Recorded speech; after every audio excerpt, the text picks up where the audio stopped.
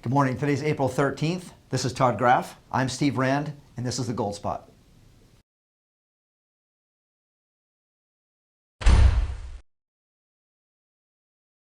Todd, I've got a lot of confused clients right now that are asking the question. You see the spot price of gold, you see the price to buy physical metal, whether it's bars or coins, and people are totally confused because the price is different. Can you tell us where the spot price of gold comes from? Yeah, absolutely. So the spot price for gold and silver, it's determined by futures contracts being traded back and forth. And futures contracts are very simple. They're just contracts to buy or sell an asset at some point in the future, usually commodities. Any commodity is traded this way on commodity exchanges. With gold and silver, though, since they're trading futures contracts, paper that represents gold and silver, most of the large participants do not take the actual delivery of the physical metal.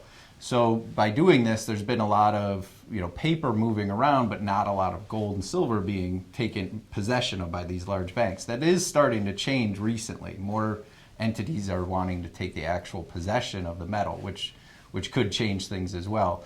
But the spot price itself is determined by paper futures contracts being traded by large banks. So that's not going to be the same price for the type of products that people are looking for in regards to gold and silver. Right, and also what we're seeing now is that the suppliers are running short on a lot of different products. So we don't have the availability to things that we used to.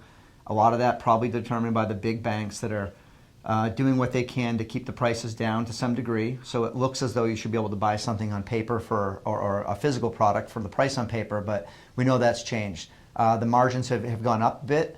I would imagine that will continue because there's no more physical product being available like there used to be. The mints are sold out in many cases, the US Mint, the Royal Canadian Mint, the Perth Mint, the British Mint.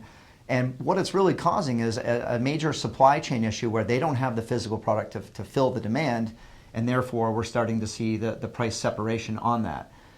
So what you really look at there is what you see is not necessarily what you get. Right. Yeah, and right now, I think this is the best time to be looking at physical gold and silver for pretty much any type of investor. So give us a call if you have any questions. We're happy to explain this in further detail with anybody.